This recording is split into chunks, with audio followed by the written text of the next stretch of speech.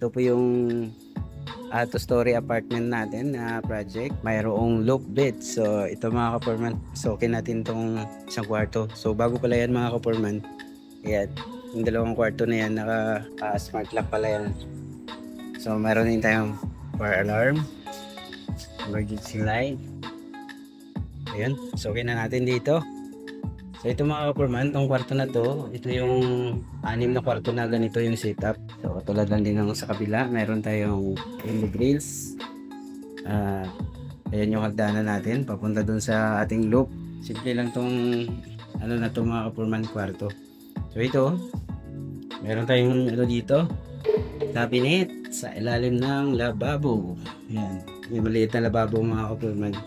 At ayan yung kisame sa ilalim ng loop. Ito yung pintuan ng ating CR.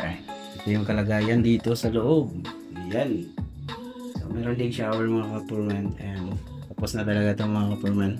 At ito yung sa likuran.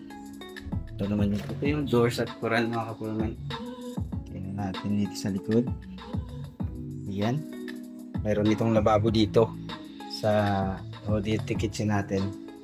Ito naman yung saksakan dito sa washing area o sa laundry. Ayan. Meron niyang partition bawat unit. Ganito lang yung sa loob mga kaporman. Wala pa itong gamit dito. Ayan. FD Construction Services.